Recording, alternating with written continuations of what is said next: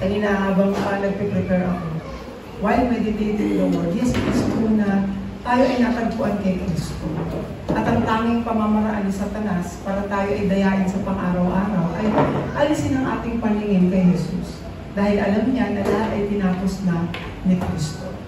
At sa tuwing nagtatagumpay si Satanas, nawawalan tayo ng tinatawag na pag-asa o pagtutuon lamang kay Jesus. Kaya sa ating panimula, sa ating pakikinig ng salita ng Diyos, tayo po ay manalangin.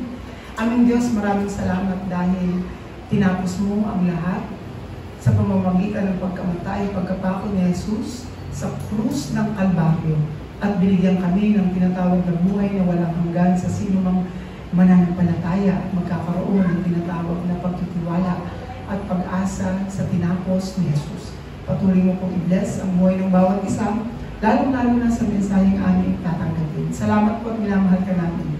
Ito po aming panalangin sa pangalan ni Jesus. Amen. Ang mensahe po na ating tatanggapin sa linggong ito ay ang core of the gospel. Pag sinabi po natin nilalaman, ang pinakakaibuturan ng mabuting balita is ano ba? Hindi ito nakapatungkol sa atin, hindi ito nakapatungkol sa mundo, hindi ito nakapatungkol sa kahit anuman o kahit sino. Lagi natin tatandaan na ang mabuting balita, hindi ito nagre-require ang tinatawag na religion, physical practices o ano man sa ating mga buhay. Hindi din siya nagre-require ang tinatawag na effort para matagpuan natin ang tinatawag na pinakakaibuturan o yung core ng mabuting balita. Sabi mo dyan sa ating introduction, God is the mastermind of His kingdom, where we can experience the righteousness or His righteousness, peace, and joy in the Holy Spirit and heavenly realms. Pag sinabi natin yung ganitong mga bagay, walang ibang nagmamayari ng kaharian ng Diyos, walang ibang nagplano, walang ibang nagnais, walang ibang gumusto kung hindi ang Diyos mismo. Ito yung pinaglalabanan ng napakaraming relihiyon. Paano ba ang kaharian ng Diyos? Ano bang ibig sabihin ng kaharian ng Diyos? Pag ba sinabi natin kaharian ng Diyos, nandoon ang lahat ng kaayusan? Nasa kaharian ba ng Diyos ang ating tahanan? Nasa kaharian ba ng Diyos ang ating iglesia? Nasa kaharian ba ng Diyos ang ating community, ang ating komunidad? O nasa kaharian ba ng Diyos ang ating sarili? Kapag inisip natin, ano ba ang totoong kaharian ng Diyos at saan ba ito dapat nagtitake place?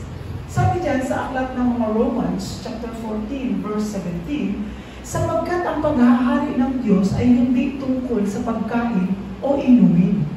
Ibig sabihin ng pagkain o inumin, hindi ito nakapatungkol sa pisikal na bagay. Ang kaharian ng Diyos ay nagtitake place kung saan siya ang mastermind. Hindi lang basta ito nakukuha sa physical things, sa mga bagay o physical activities and achievements na meron tayo. Hindi ito related sa physical life. Pag sinabi natin physical food at physical na inumin, it refers to our physical life. Pero ang paghahari ng Diyos is not about physical food and physical drink. Ito ay tungkol sa matuwid na pamumuhay, kapayapaan, kagalakan sa ipinagkaloob ng Espiritu ng Diyos. Malinaw ang sinabi ng Biblia na ang tinatawag na Espiritu Santo, siya ang nagkakaloob ng kagalakan, kapayapaan, para magkaroon tayo ng matuwid na pamumuhay. It's not required na gamitin natin yung ating mga effort for us to have a peaceful life. No. The world will rotate itself. Mangyayari ang dapat mangyari.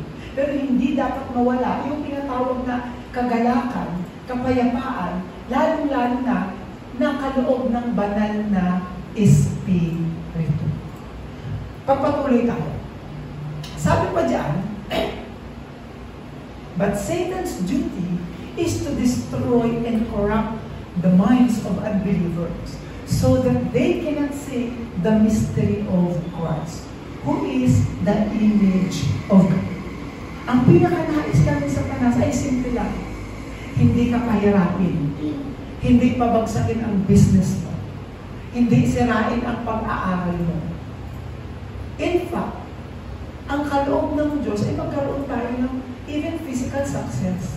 Pero hindi yun ang dinidestroy ni Satanas. Ang dinidestroy ni Satanas sa atin bilang mga mananampalataya or so kung tinatawag tayo ng mga Christians is what? Is to destroy and corrupt our minds. Ano ang ibig sabihin ng mga bagay na ito?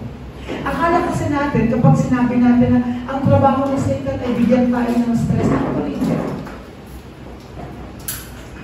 Hindi trabaho ni Satanas na bigyan tayo ng stress, ng depression. Hindi trabaho ni Satanas na sirain ang ating mga ulo. Ang pinakatrabaho ni Satanas ay alisin sa isip natin si Jesus. Alisin sa isip natin ang mga bagay na tinapos na ni Kristo.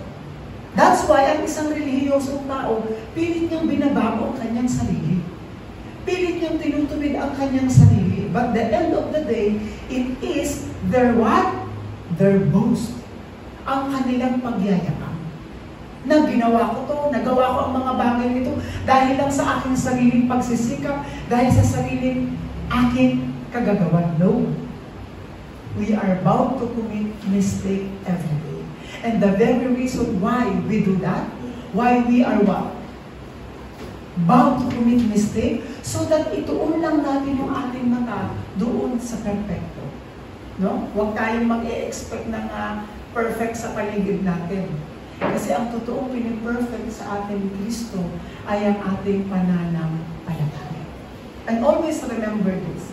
Kahit gumawa tayo ng gumawa, pilitin man natin gawin, hindi nakikita ng Diyos ang ating mga sarili. Ang nakikita ng Diyos ay si Kristo ang ating tinanggap. Na si Kristo ang ating ipinapahayag. Kaya every time na tayo ay kumakapit kay Jesus, inaalala natin ang kanyang tinapos sa krus ng Kalbaryo, doon lumalakas ang ating pananampalataya. Bakit? Dahil yun lang ang trabaho hindi kayang gawin ng sino. Ang Kristohin, ang Kristo na ni Jesus. No? Tingnan natin. Bigyan natin ng diin. Sabi diyan, ang trabaho ni Satanas ay i-destroy, sirain, i-corrupt ang isipan ng hindi mananampalataya. Why unbelievers? Kasi nga hindi sila naniniwala. Ang pinaka-goal ni Satanas ay hindi tayo maniwala na tinapos na ni Kristo. Ang goal ni Satanas na hindi tayo maniwala na siya ang totoong hari, pari at propeta. Hindi goal ni Satanas na pabagsakin ang business mo. Tandaan natin yan. Hindi goal ni Satanas na sirain ang buhay mo. Hindi goal ni Satanas na sirain ang pag-aaral mo. Ang goal ni Satanas ay alisin si Kristo sa isip mo. Kaya nga, nung binisip ni Satanas si Eva, ang unang ginawa niya ay sinabi, hindi totoong kayo ay mamamatay. Ngunit ikaw ay magiging parang Diyos. This is the great lies of Satan. Is ituring natin ang sarili natin na pwede pala akong maging Diyos. That is the first and ever lasting lies of Satan. Na pwede natin palitan ang posisyon ng Diyos sa ating posisyon. Yun ang pinakanais ni Satanas. Marami kasi mga Christians, no? Lahat ng masasarap sa physical life, that is not good. That is also part of Gnosticism. Na minamasama ang lahat ng physical activities. Minamasama ang lahat ng physical enjoyment. No. We are bound to enjoy this world kasi yung nais ng Diyos. Replenish the world. Conquer the world. Ibig sabihin ng mga bagay nito, let the world be in control by you. Pero hindi ang mundo ang magkocontrol sa iyo. Kaya binigyan tayo ng tinatawag ng otoridad para pangalagaan ang lahat ng bagay. But Satan's strategy is palitan ang ating sarili na maging parang Diyos. Kaya sabi dyan sa aklat ng mga 2 Corinthians, chapter 4, verse 4, hindi sila sumasampalataya sapagkat ang kanilang isip ay binulag ng Diyos ng kasamaan sa daigdig na ito. Upang hindi nila makita ang liwanag ng magandang balita tungkol tungkol sa kalwalhatian ni Kristo na siyang larawan ng Diyos. Clear na sinasabi ng Biblia. Ang goal ni Satanas ay na hindi tayo sumampalataya. Yun lang. Normal na tayo na-stress. Normal na tayo nagkakaroon ng tinatawag na depression, anxiety. That is very normal. That is not the power of Satan. Ang power ni Satanas ay alisin si Jesus. Even though we are committing mistake every day, and we remember what did Christ did on the cross, that is what we call faith. That is what we call totoong pananampalataya. Dahil ang goal lang ni Satanas, uulitin ko, hindi tayo sumampalataya. Naikwento ko to nung Wednesday ako. Merong isang estudyante sa grade 2. Sobrang kulit niya. Napakakulit niya. Nuknukan siya ng kakulitan. Tatayo, tatawagin yung classmate, gaganunin niya, maghahamon siya ng away. Kung hindi, tatakbo siya, isusudsud niya yung tuhod niya sa floor. Kung hindi, tatayo siya, chair, pero ng lapis. Pero wala naman siyang gagawin. Pero isang bagay ang nakaka-proud sa kanya. Meron isang classmate parang nag-say ng bad words. Yung batang nuknukan ng kulit na to, ang sabi niya, "Hoy, do not say bad words, nasa Christian school tayo." Aba? Tapos, one day, naringgan ko pa siya, ano ba ito? Parang naitanong ko, sino dito yung may problema? Sabi niya, "Chair, I don't have problem because God is with us." Huh? Kapag tayo ay nadaya sa standard ng mundo, hindi natin makikita ang totoong pananampalataya. Kahit yung bata na yun ay nuknukan ng kakulitan, meron siyang mabuting balitang na itatanim sa kanyang puso. Because the Word of God is confession. Hindi lang sa action na meron tayo. No? Akala kasi natin, pag sinabi natin Christian life, is action. No. Yung sinasabi sa book of James, na faith without action, it is not you who will do the action. Ang sinabing pananampalataya may gawa, ang pananampalataya ko sa ginawa ni Jesus. The very action that we have is the action acted by Jesus Christ. Kasi ang sinasabi dito sa book of James, ipakita ninyo yung inyong pananampalataya na walang gawa at ipapakita ko yung pananampalataya ko may gawa. Ibig sabihin, yung pananampalataya ko ay ang ginawa, tinapos ni Kristo. Kaya siya naging totoong pananampalataya. Ngunit ang pananampalataya ng relihiyon ay walang gawa. Bakit? Dahil gusto nilang mapatunayan na yung gawa ay magmumula sa kanilang sarili, ngunit sila ay corrupted. Kaya ang ibig sabihin ng verse na iyon na ang pananampalatayang walang gawa ay patay, ang pananampalataya na hindi nasasalig kay Jesus ay patay. Kung yung pananampalataya natin ay nababase sa aking pananalita, sa aking kilos, sa aking gawa, ibig sabihin, pinipilit kong maging Kristo. Pero kung yung aking pananampalataya ay laging nakatuon kay Jesus, na siyang nagkumpleto ng aking pananampalataya, yan ay totoong pananampalataya. That's why it is not required to do the action acted by Christ. Pwede ka pa magpapako ulit? Hindi na. Kasi sinabi ni Jesus, ako na ang gumawa ng mga bagay na kahit gawin mo, hindi magiging posible. Dahil hindi naman tayo ang Kristo. Kaya ang totoong pananampalataya na may gawa, nananampalataya tayo kay Jesus na siya ang gumawa, na siya ang nabuhay, namatay, muling nabuhay para sa ating kaligtasan. Yun ang totoong pananampalataya. Hindi tayo nililid everyday ng ating gawa para sa salvation. Kasi ginawa na ni Jesus. Ngayon, ang pinakatrabaho na lang natin ay kalabanin. Sino? Kalabanin ang Diyos ng sanglibutan na ito na hindi tayo mauwi, na hindi tayo sumasampalataya kay Jesus na siyang larawan ng Diyos. Paano yun, Pastor. So okay lang po ba na mong problema? Sino bang hindi? May bayarin tayo sa bahay, di ba? Kapag may anak ka na nag-aaral, wala nang libre na yun. No? Wala na. Bawat lakad mo, merong money involved. Lahat. So talagang, that is normal. Normal stress, normal problem, but you know, the real problem was solved by Christ. Kasi yung kaligtasan na yan, hindi matutumbasan kahit gaano tayo mag-work, kahit gaano tayo mag-invest sa kaligtasan, walang mangyayari ganun. Kasi sinolusyonan na ni Jesus ang kanyang pagiging Kristo. Kaya malinaw na ang buhay pananampalataya, hindi siya mababase sa nais mo, sa gusto mo. Ang buhay pananampalataya ay nauuwi saan? Sa tinapos ni Kristo. Kaya ang church, ang pinaka-purpose niya is ilid tayo ng ilid kay Kristo. Pastor, nagkasala ako. That's very normal. Nung nakaraan sa doctorate, merong guest speaker. Tapos merong isang pastor nagtanong sa guest speaker.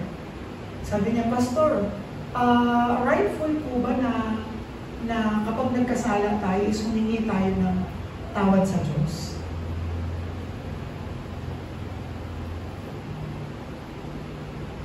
Siyempre, may mga Bible verse. Hindi na tayo hahatulan pa ng kamatayan. Hindi na tayo ma-judge pa. Tayong tumanggap na kay Jesus. No? Pero I think, kapag nagkasala ka, alamin mo kung kanino ka nagkasala.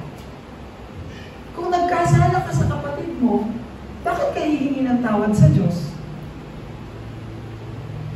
Kaya nga sinabi ng Diyos, bago ka mag-worship sa akin, pumunta ka sa kapatid mo at makipag-ayos ka. Ngayon, kung nagkasala ka sa tingin mo sa kapatid mo, nahihirapan mo siya, no? Nabudol mo siya, doon ka humingi ng tawad. Kasi wala ng kasalanan na hinihingi ng tawad sa Diyos na tinubos na ni Jesus. Na? Halimbawa, nakautang ka sa iyong kapatid at hindi ka nakapagbayad. Pwede mo na bang sabihin, hiningi ko na ng tawad sa Diyos, boy, doon ka humingi ng tawad. Kasi hindi ka naman sa Diyos ng utang eh. Doon ka humingi ng tawad, doon sa pinagkautangan mo, baka hindi kita mabayaran sa linggong ito, pero pipilitin ko next month, next year na mabayaran kita. Yun yung mga bagay na dapat natin isipin. Lord, patawarin mo ko kasi hindi ako, kahit ang Diyos tutok-tukan ka, hindi ako inutangan mo yung kapatid mo. Ngayon, Christian ka na, tumanggap ka na sa akin, yung kaligtasan na meron ka, hindi yan mawawala. Pero yung relasyon mo doon, sa pinagkautangan mo, yun ang mawawala. So rightful ba na humingi tayo ng tawad sa Diyos kapag tayo ay nagkakasala sa ating kapwa? Hindi. Humingi ka ng tawad sa kapwa mo para masaya ang iyong worship. Para masaya yung iyong pananampalataya. Wala kang tigatin. Yun ang ibig sabihin. So kung hihingi tayo ng tawad, yung kasalanan natin pinatawad na ng Diyos, isang beses niya lang pinatawad yun. Dahil hindi na pwedeng ipakauli sa Jesus. Hindi na pwedeng mahirapan ulit sa Jesus dahil nabuhay na siya. Napagtagumpayan niya na yung kasalanan inihihingi ng tawad sa Diyos. Kaya kung tayo ay magkasala sa ating kapatid, doon tayo hihingi ng tawad. Na? Okay po ba? Sige. Sabi diyan, sa pagpapatuloy, but true religion that focuses on human traditions and practices that are not of Christ. Anong ibig sabihin ng mga bagay na ito? Ang mga relihiyon ay hindi nakatuon kay Kristo. Kapag sinabi natin na nakatuon kay Jesus, nakatuon kay Kristo, siya yung dapat yung pagtutuunan natin. Pero ang nais ng relihiyon, patunayan na ikaw ay isang anak ng Diyos. Paano ba natin napapatunayan na tayo ay anak ng Diyos? Sa tuwing inaalala natin si Jesus, sa tuwing tumitingin tayo doon sa krus kung saan tinapos ni Jesus ang lahat ng bagay. Yun ang totoong pananampalataya. It doesn't require our faith. Kasi mafe-fail at mafe-fail tayo to prove ourselves. Dahil lahat tayo ay makasalanan na. Recorded na yan. Hindi na yan mawawala. Kaya sabi diyan, sa Book of Colossians, chapter 2, verse 8, dito ibinubungkahin ni Apostol Pablo sa church ng mga taga-Colossians na mag-ingat kayo upang hindi kayo mabihag ninuman sa pamamagitan ng walang kabuluhang karunungan at pandaraya na ayon sa mga tradisyon ng mga tao at mga alituntunin ng mundong ito, at ang mga ito ay hindi ayon kay Kristo. Ang totoong kapahayagan sa loob ng church, ang totoong kapahayagan ng ating pananampalataya ay dapat naaayon kay Kristo. Hindi naaayon sa tradisyon, hindi naaayon sa alituntunin ng mundong ito. That is religion. And that is the difference between the gospel and religion. Ang religion, tuturuan ka ng mga practices. So-called Christian practices. Pero hindi naman nasasalig kay Jesus. Kaya ang mga mananampalataya pagod, nagbabackslide kasi hindi mo mapatunayan na Christian ako eh. Hindi yan nasasalig kay Jesus. Ang sinabi ni Jesus, lumapit kayo sa akin, kayong napapagalat na nabibigatan sa inyong mga dalahin, at kayo'y aking pagpapahingahin. Ang totoong pananampalataya ay nakakasumpong ng kapahingahan kay Kristo. Pero ang ginagawa ng reliyon, china-challenge, kung talagang Christian tayo. Dapat ganito yung ating pamumuhay. Kung talagang Christian tayo. Hindi sinabi ni Jesus yun. Ang sinabi lang ni Jesus, lahat tayo ay makasalanan. Pero kahit tayo ay makasalanan, mayroong kaloob na buhay na walang hanggan sa mga patatawarin at tatanggap kay Jesus. Pero hindi tayo tatanggap ng buhay na walang hanggan dahil kaya natin. We cannot. Malinaw iyon. Kaya nga ang core ng tinatawag ng mabuting balita ay dapat nasasalig lamang sa mga bagay na ito. Tingnan natin sa pagpapatuloy. Sabi dyan, let us understand the core of the gospel. Ano ba talaga ang core ng gospel? Meron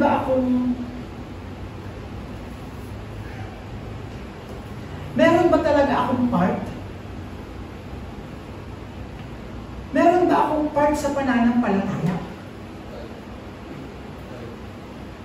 Meron ba talaga akong part na magagawa ko ang mga bagay? Kaya ko ba talagang gawin? Kaya ko ba talagang patunayan ang aking sarili? Para lang masabing ako ay may pananampalataya?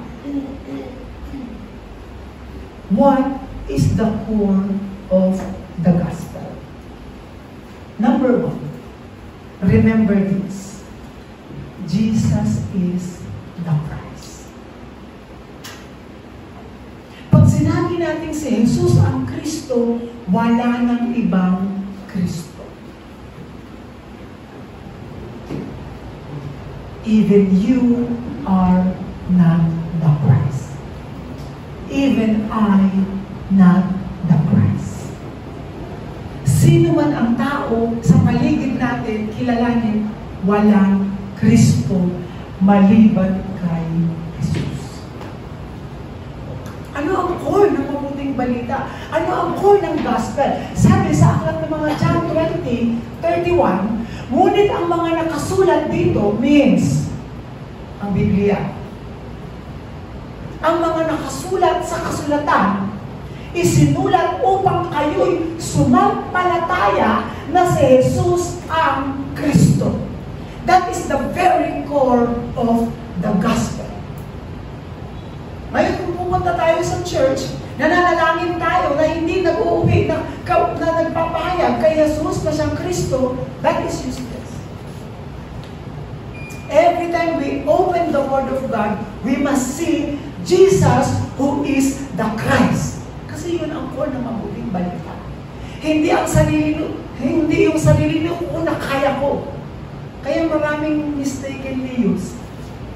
ang book of Philippians. No, I can do all things through Him who gives me strength. Ano yung bagay na you can do? Alam ba ninyo kung sino ang nagsabi nun? Si Apostol Pablo na magagawa ko ang lahat? Magagawa niyang magtiis. Yun ang ibig sabihin nun. Baka naman mamay, magagawa ko ang lahat, matatalo kita sa sparring natin. No, that's not it. Minsan ginagawa natin na I can do all things. Kaya pati yung pandaraya, nagagawa na natin. Pati yung pagbuboyo, because you can do all things. Ang ibig sabihin ni Apostol Pablo na I can do all things, kaya kong magtiis. Kaya kong magtiyaga.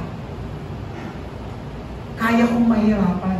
Kahit pinutuya ako, tinatawanan ako, halos patayin ako ng mga tao sa paligid ko, kaya kong tiisin iyon, makamtan ko lamang si Kristo. Ngunit, ang mga nakasulat dito ay isinulat upang kayo'y sumampalataya na si Jesus ang Kristo, ang anak ng Diyos, at sa pagsampalataya iyon ay magkaroon kayo ng buhay sa pamamagitan niya. Yun lang. Paano tayo tatanggap ng buhay na walang hanggan? Pagsampalataya sa anak ng Diyos. Sino yan? Si Jesus na siyang Kristo. Very easy. Yun lang. Hindi na kailangan pa. Ano? Pastor, nahihiya ako sa Diyos. Bakit? Hindi ko magawa yung evangelism in mission. Hindi ko magawa yung evangelism in mission kasi hot temper ako. Kasi ang pinaka number one na takot ng mga relihiyoso is yung salitang Christian ka pa naman. Diba? Nasabihan na po ba kayo ng ganun? Christian ka pa naman? Magbingo ka? No? Christian ka pa naman? Miminom ka? Sisindi ka? Christian ka pa naman? O ikaw, ano pwede mo sabihin sa sarili mo? Ikaw din naman, Christian ka pa naman, pero judgmental ka. Hindi ito binigyan ng deal ni Jesus. Dahil alam niya na lahat ng tao ay makasalanan. At ang goal ni Jesus, hindi siya naparito para ipagdugdukan na tayo ay makasalanan. Naparito siya para iligtas tayo sa ating mga kasalanan. Because kahit pilitin natin, we cannot solve our sin by our own effort. Walang effort ang makapagliligtas sa ating mga kasalanan. But only Jesus who died on the cross. Kaya ang totoong pananampalataya natin, sa pamamagitan ni Jesus, magkakaroon tayo ng buhay. Ano yung buhay sa pamamagitan ni Jesus? Ano ba yung dapat mong sampalatayanan kay Jesus? Na siya ang Kristo. At siya ang anak ng Diyos. Kapag dininay mo na si Jesus ang Kristo, dininay mo na siya ay anak ng Diyos, ibig sabihin, hindi ka sumasampalataya. Therefore, there is no eternal life to those who don't acknowledge Jesus being Christ and being the Son of God. Marami kasi magkikipag-away pa sa reliyon eh. Yung absoluteness ni Christ, hindi mo makikita sa mga disipulo. Yung absoluteness ni Kristo, hindi mo makikita kay Maria. Yung absoluteness ni Kristo, hindi mo makikita sa kahit sinong santo. Because Christ's absoluteness is His uniqueness. Kaya kahit kay Kristo lang tayo tumuon, hindi mo na kailangan tumuon kahit kanino. Kahit sinong magulang ni Kristo, kahit sinong disipulo, kahit sinong santo. Kasi si Jesus ay kumpleto na. Kaya kahit kay Jesus lang tayo tumingin, yun ang nagpapa-perfect ng ating pananampalataya. Kaya sabi sa aklat ng mga Hebrews chapter 12 verse 2, ituon natin ang ating paningin kay Jesus na siyang nagpapa-perfect ng ating pananampalataya. Siya yung author at perfecter ng ating pananampalataya. Sabi pa dyan sa aklat ng Matthew 1:21, the absoluteness of Jesus, who is the Christ, Magsisilang siya ng isang batang lalaki at Jesus ang ipapangalan mo sa sanggol sapagkat ililigtas niya ang kanyang bayan sa kanilang mga kasalanan. This is the absoluteness of Jesus Christ. You don't have to call to other people. You don't have to call to others things. Just remember the name of Jesus. He will be saving His people from their sin. Kaya wala na tayo. Wala na tayong dapat ibang tawagan. Wala na tayong dapat ibang kapitan. Kung pananampalataya lang ang pag-uusapan. Dahil kay Jesus matatagpuan, for He is the author and perfecter of our faith. At ano yung pangatlong verse? Sabi dyan sa Matthew 16:16, sumagot si Simon Pedro, kayo po ang Kristo, ang anak ng Diyos na buhay. This is the very core of the gospel. For us to believe that Jesus is the Christ. Pangalawang core is to acknowledge that we are all sinners. All have sinned. Anong ibig sabihin nun? What is the very core of the gospel? If you don't acknowledge that we are sinners, hindi mo rin i-acknowledge si Jesus na solusyon sa lahat ng ating problema. Kapag nakikita natin yung effort natin to be holy, to be righteous, hindi mo makikita ang holiness and righteousness of Jesus Christ. Kasi ang makikita natin ay ating mga sarili. Lagi natin ipagmamalaki. That's why Apostle Paul said, I am not boasting myself. Hindi ko ipinagmamayabang yung mga achievements na meron ako. But, if I were to boast, I will boast about Jesus Christ. Kung meron man akong ipagmamalaki, si Jesus lang. Dahil lahat tayo ay walang matuwid at tayo ay nagkasala. Tayo ay makasalanan. Ibig sabihin ng kasalanan, tayo ay naging anak ng Diablo. Sabi dyan, sa aklat ng mga John 8:44, ang Diablo ang inyong ama at ang gusto ninyong gawin ay kung ano ang gusto niya. Sa simula pa lang ay mamamatay tao na siya. Hindi siya pumanig sa katotohanan kailanman sapagkat walang puwang sa kanya ang katotohanan. Kapag nagsasalita siya ay kasinungalingan. Nagsasalita siya ayon sa kanyang kalikasan sapagkat siya'y sinungaling at siya ang ama ng kasinungalingan. Kapag sinabi natin sinungaling, kapag nakafocus tayo sa tinatawag na kasinungalingan, ibig sabihin, mayroong tinatawag na katotohanan. Kung merong ama ng kasinungalingan, sino ang ama ng katotohanan? Of course, it is God. And if Jesus said, I am the truth.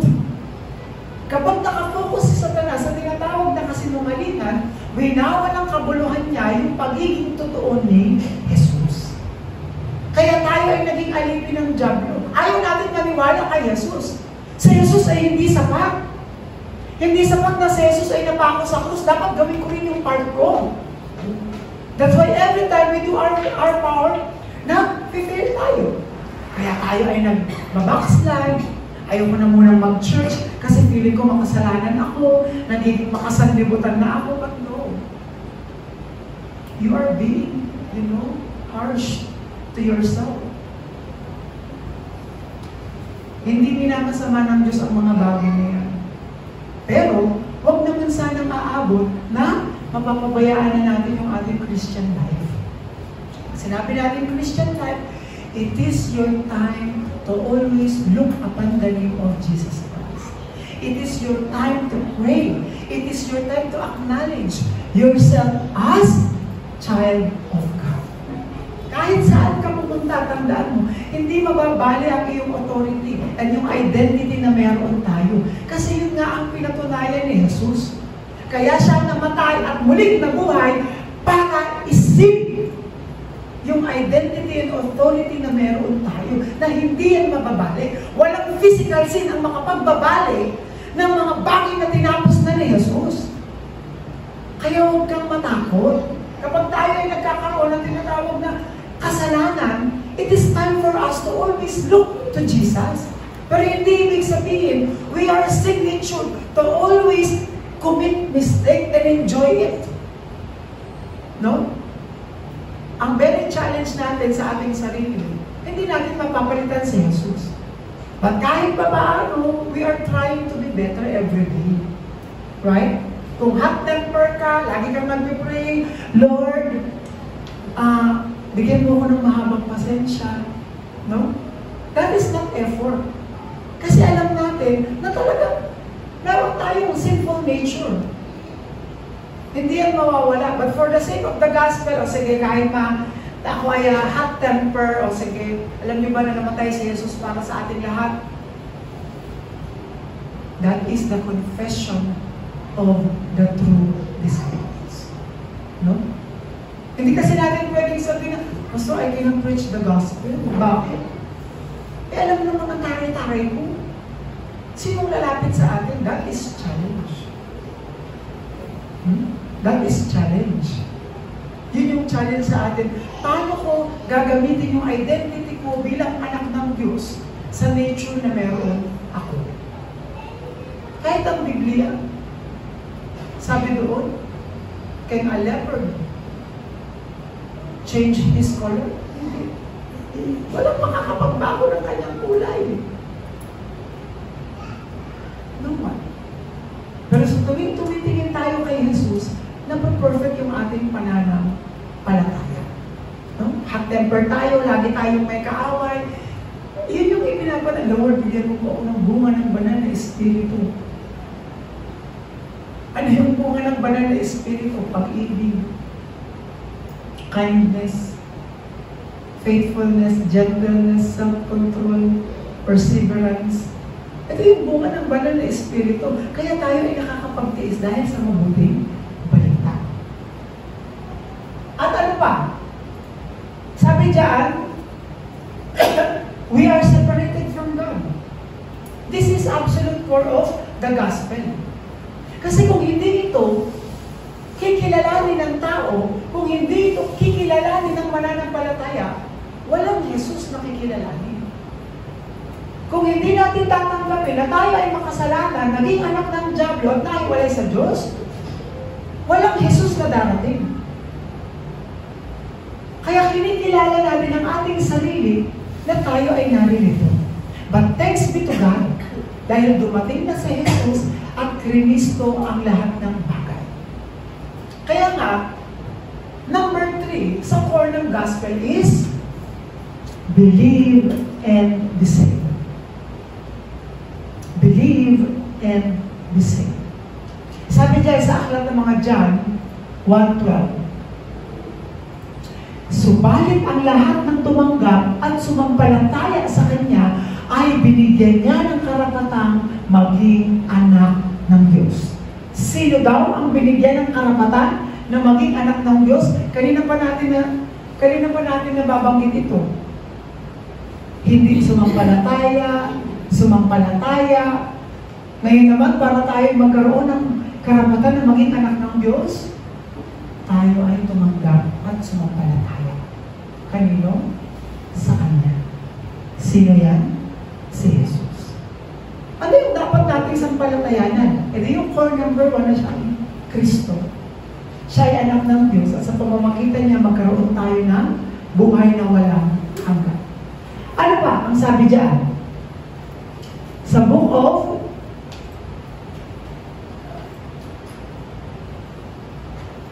Be a Disciples. Ano ba ang trabaho ng disciples? Kayo po yung aking tatanong, ano kaya ang trabaho ng disciples? Wala tayong ibang trabaho kung hindi patutuhanan si Jesus. Sabi dyan sa Matthew 28:18-20, look, lumapit si Jesus at sinabi sa kanila, sino itong kanila? Ang mga disciples. Ibinigay na sa akin ang lahat ng kapangyarihan sa langit at sa lupa. Kaya't humayo kayo, gawin ninyong alagad ko ang mga tao sa lahat ng mga bansa. Tingnan natin ito. Humayo kayo. Ano ibig sabihin humayo? Kailangan po ba, Pastor, pag sinabing hahayo, pupunta pa ako ng halimbawa, nandito ako sa Pampanga, dapat ba humayo?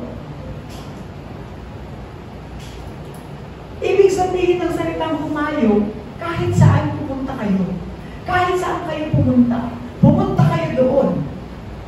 Either pumunta kayo sa Manila, pumunta kayo sa Batangas, pumunta kayo dito. At gawin ninyong alagad ko ang mga tao sa lahat ng bansa. Kahit saan tayo pumunta. Paano daw natin gagawin alagad? Kaninong alagad? Kay Jesus. Hindi alagad ko. Hindi alagad ni Numan. Alagad ni Jesus. Ibig sabihin ng alagad ni Jesus, silang nakakaalam ng patungkol kay Jesus. Bautismuhan ninyo sila sa ngalan ng Ama, ng Anak, at Espiritu Santo. Sa 20, sabi diyan, turuan ninyo silang sumunod sa lahat ng iniutos ko sa inyo. Very specific ang sinabi ni Jesus. Alagad ko, inutos ko. Pero ang ginagawa ng relihiyon, no? Maging alagad tayo ng ganitong sekta, maging alagad tayo ng ganitong samahan, no? That is wrong. Kasi ang totoong sekta, ang totoong samahan na nasasalit kay Kristo, turo ni Jesus, buhay ni Jesus, kapangyarihan ni Jesus, everything is for Jesus. Hindi sa ating kagustuhan at kakayanan to change ourselves. Yun ang totoong turo. Yun ang totoong pananampalataya. Kaya nga tayo tinawag ng mga saksi. Witness tayo ni Jesus. We are not witness of the religion. We are not the witnesses of the denomination. We are the witnesses of Jesus Christ and His life and His power to save the world. Kaya ang pinakaturo ni Jesus, turuan niyo silang sumunod sa lahat ng iniutos ko sa inyo. Ano bang inutos ni Jesus? Love one another, forgive one another, serve one another. Papapatunayan nilang kayo ay mga alagad ko if you love one another. Ano ba yung mga turo ni Jesus? Ha? Na ako ang Kristo. Kaya kapag hindi natin lubusang maunawaan ang sinabi ni Jesus, nagpo-fall tayo sa relihiyon. Kaya ang mga tao nafo-force. Kaya ang mga tao na-o-oppress sila ng tinatawag na relihiyon. Walang kalayaan, walang kasiyahan sa buhay pananampalataya. Kasi nile-level ang pananampalataya ayon sa iyong gawa. Hindi sa ginawa ni Jesus, hindi sa tinapos ni Kristo. Kaya ang mga relihiyon ay naging anti-Christ. Dahil mas pinipilit nilang maging Kristo ang kanilang sarili kaysa paniwalaan ang totoong Kristo. Pero sinabi na ni Jesus, turuan ninyo silang sumunod sa lahat ng inutos ko sa inyo. Hindi inutos ng disipulo. Hindi inutos ng sekta. Dahil ang totoong disipulo ni Jesus, iuutos lang din ang inutos ni Jesus sa kanya. Sumampalataya kayo, kayo ay maliligtas. Maniwala kayo, tanggapin ninyo sa Jesus, kayo ay maliligtas. Yun ang totoong turo ni Jesus. Ako'y laging kasama ninyo hanggang sa katapusan ng panahon. Hanggang sa dulo ng daigdig. Paano? No? So, paano kayo yung totoong pananampalataya? We must know first the core of the gospel. Kapag hindi natin alam yung core ng mabuting balita, you will just live your life as a religion. For our conclusion, sabi diyan, live our walk of faith with the genuine core of the gospel.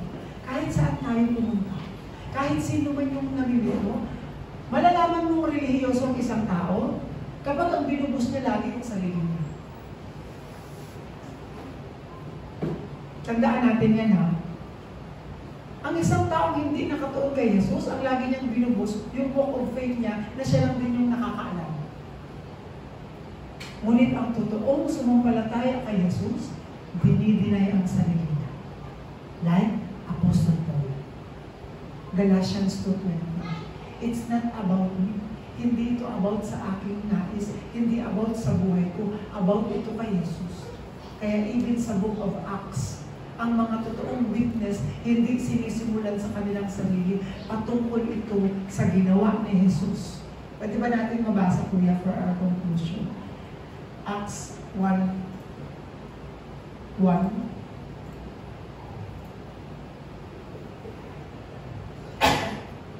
Mahal kong Theophilo, sa aking unang aklat ay isinalaysay ko ang lahat ng ginawa at tinuro ni Jesus buhat sa pasimula. Ito ang totoong witness. Hindi sa kanyang sarili, hindi ang kanyang sarili, kundi patungkol kay Jesus. Kaya sa ating tawag dito, sa ating scripture. Kuya, meron tayong Tagalog na scripture? Meron. Sabi diyan, si Kristo ang larawan ng Diyos na di nakikita. Siya ang panganay na anak at pangunahin sa lahat ng mga nilikha. Tignan natin ha. Sapagkat sa pamamagitan niya ay nilikha ang lahat ng nasa langit at nasa lupa. Nakikita man o hindi, pati ang mga espiritual na kapangyarihan, paghahari, pamamahala, at pamumuno. Ang lahat ay nilikha ng Diyos sa pamamagitan niya at para sa Kanya. May narinig po kayong pangalan niyo?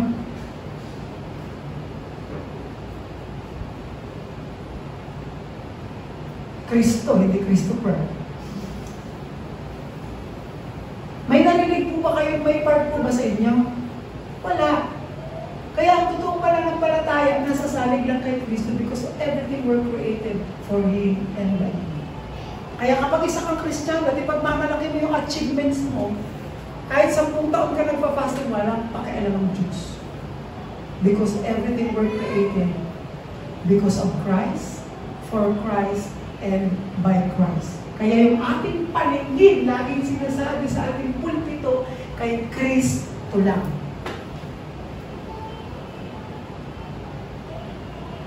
Kay Kristo lang. Sabihin nga po natin, kay Kristo lang. Kristo lang. Natagpuan.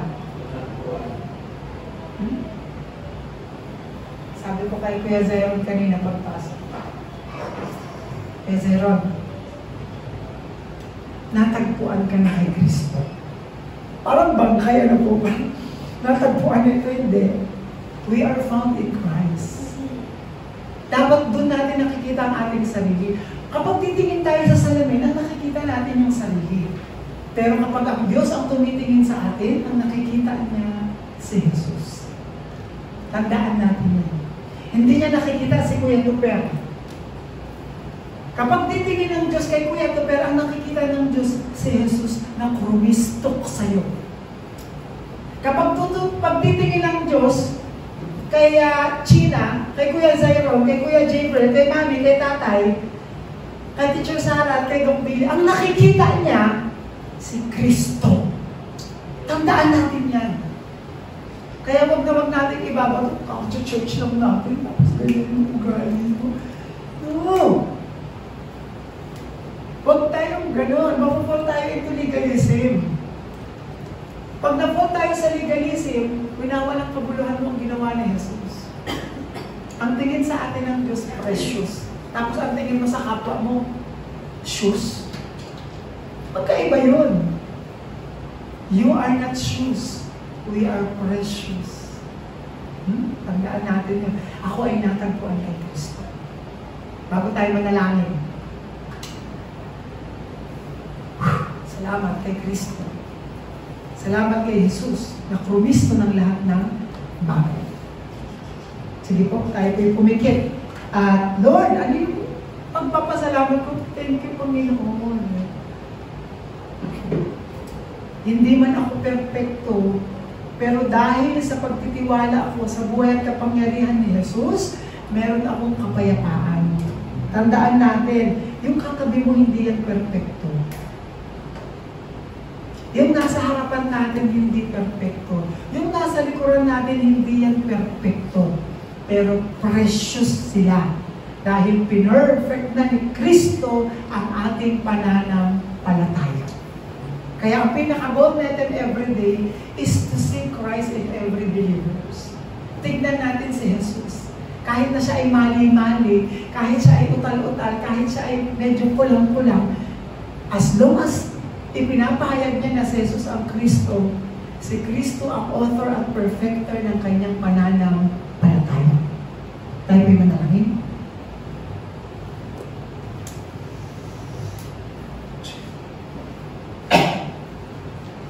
Aming Diyos, maraming salamat po sa pangungusap mo, sa pamamagitan ng mensahe. Sa pamamagitan ng mensahe sa linggong ito, Panginoon, narinig namin ang iyong tinig. Salamat dahil patuloy mong binubuksan ang aming paningin, spiritual na mata, pabuksan ang aming pananampalataya kay Jesus na siyang Kristo ng aming buhay. Bagamat, we want to become better every day. As we confess and as we have said, we want to become a better version of ourselves. But then again, you are the perfecter and author of our faith.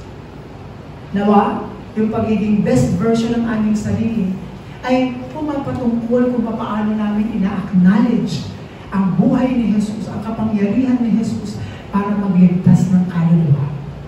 Kaya Lord, maraming salamat sa pagbibigay sa amin ng ganitong pagkakataon. Pagtitipon-tipon upang sambahin ka sa espiritu at katotohanan, hindi sa pamantayan ng mundo, hindi sa pamantayan ng aming mga sarili.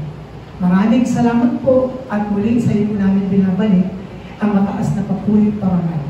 Ito ang aming panalangin. Sa pangalan ni Jesus, tayo magsabi na Amen! Palakpakan po natin ang